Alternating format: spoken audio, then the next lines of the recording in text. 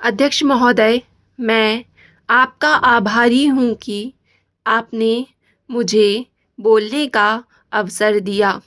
इस देश के वर्तमान भारी संकट के समय में और विशेष रूप से उस वक्त जबकि हम लड़ाई से अभी निवृत्त हुए हैं और आकाश में लड़ाई के बादल दूसरी तरफ से आने शुरू हुए हैं। हमारे वित्त मंत्री ने जो बजट पेश किया है वे इसके लिए बधाई के पात्र हैं। यद्यपि भिन्न भिन्न पहलुओं को लेकर आलोचनाएं की गई हैं, लेकिन यदि उनकी कठिनाइयों को भी देखा होता कि राष्ट्र को किन किन संकटों का सामना करना पड़ रहा है, इस बात पर भी अगर मेरे से पहले बोलने वाले वक्ताओं ने विचार किया होता तो मेरा विश्वास है कि उनकी आलोचनाओं का आधार कुछ दूसरा होता। उन्होंने ऐसे कठिन अवसर पर यह एक संतुलित बजट पेश किया है। उसके लिए मैं उन्हें बार-बार बधाई देता हूँ, लेकिन साथ ही साथ मैं अपना यह कर्तव्य समझता हूँ कि कुछ ऐसे विचार भी उनके सामने प्रस्तुत करूँ जिससे उनकी कठिनाइयाँ कुछ हल हो जाएं।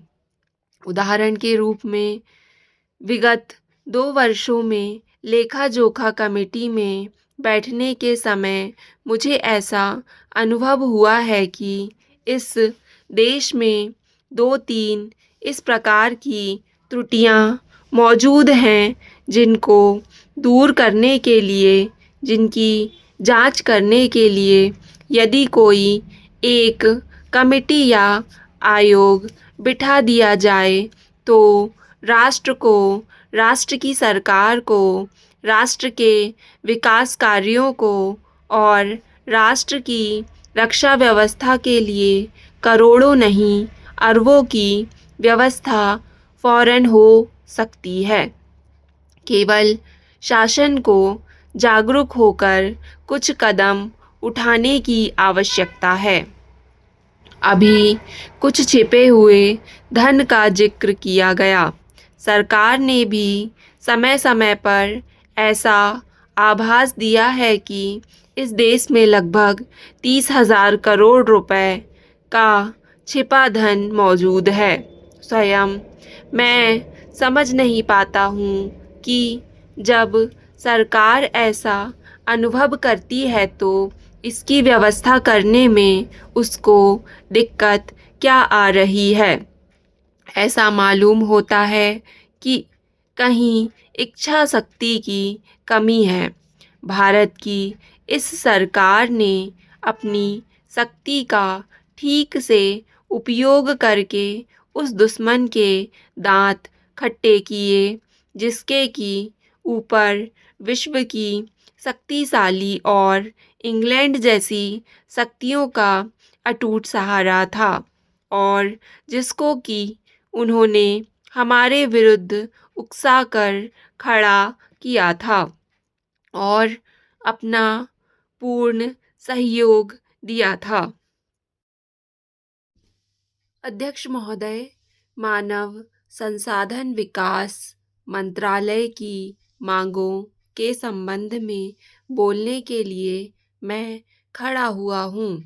शिक्षा की पद्धति के बारे में, उसमें परिवर्तन लाने के बारे में, इस क्षेत्र में हमें जो असफलता हाथ लगी है उसके बारे में अभी मेरे मित्र ने बहुत कुछ कहा है। दुर्भाग्य की बात यह है कि देश में सभी लोग यह मानते हैं कि शिक्षा में प्रगति नहीं हुई है। शिक्षा पद्धति में आमूल-चूल परिवर्तन नहीं हुए हैं, लेकिन फिर भी इस दिशा में कुछ किया नहीं जाता है। ऐसा प्रतीत होता है कि इस विषय में कुछ भी करने की स्थिति में हम नहीं रहे हैं। स्थिति ज्यों की त्यों चली आ रही है। इतना होने पर भी शिक्षा की मद पर होने वाला जो खर्च है और जो उसके लिए धनराशि आवंटित की गई है वह भी बहुत थोड़ी है। लेकिन उस पर ना जाकर मैं आपका ध्यान इस ओर दिलाना चाहता हूँ। मर्ज बढ़ता ही गया, ज्यों-ज्यों दवा की बाली कहावत ही आज चरितार्थ हो रही है। जितने ज़्यादा आयोग और समितियां बैठीं और जितनी ज़्यादा शिक्षा पद्धति के बारे में छानबीन की गई, उतनी ही ज़्यादा बीमारी बढ़ती गई। बीमारी का इलाज ना होकर और भी खराबियां पैदा होती गईं। अभी मेरे मित्र ने माननीय मंत्री का ध्यान एक रिपोर्ट की तरफ दिलाया था। इस तरह की बहुत सी रिपोर्टें हैं। अभी सदस्य महोदय भी एक रिपोर्ट का जिक्र कर रहे थे। रिपोर्ट तो बहुत सी प्रस्तुत हुई है, लेकिन मंत्रालय ने उस पर कभी कार्यान्वयन करने की दिशा में कोई कदम नहीं उठाया। अपनी इस हालत को उन्होंने इसी सदन में स्वयं स्वीकार किया है। अपनी विवशता को उन्होंने स्वयं यहाँ प्रकट किया है। इस विषय पर और अधिक ना कहकर मैं आज के दिन मानव संसाधन विकास मंत्रालय का ध्यान दो विशेष विषयों की तरफ दिलाना चाहता हूँ। पहली बात तो मैं हिंदी के बारे में कहना चाहता हूँ। मंत्रालय का काम हिंदी का प्रसार और प्रचार करना है। हिंदी हमारे देश की राष्ट्रभाषा है। संविधान ने उसको राष्ट्रभाषा का स्थान दिया है, लेकिन हिंदी को वह स्थान अभी तक भी ठीक से प्राप्त नहीं हुआ है। इसके कई कारण हो सकते हैं। एक कारण हिंदी प्रेमियों का अधिक उत्साह हो सकता है। दूसरा, दलगत राजनीति से प्रभावित होकर राजनेताओं का भाषा के बारे में अपनाया गया दृष्टिकोण हो सकता है।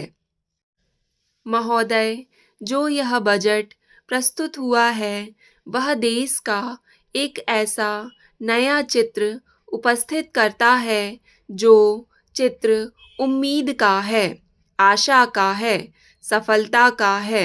इसमें नए कर ज़्यादा नहीं लगाए गए और जो थोड़े से कर लगाए भी गए हैं वे इस ढंग से लगाए गए हैं कि सभी लोगों पर उसका बोझ पड़ता है। इससे भी उनको निराशा हुई है। दूसरी बात जिससे उनको निराशा हुई है यह है कि 1-2 वर्ष देश को लेन देन के मामले में कठिनाई का सामना करना पड़ा था।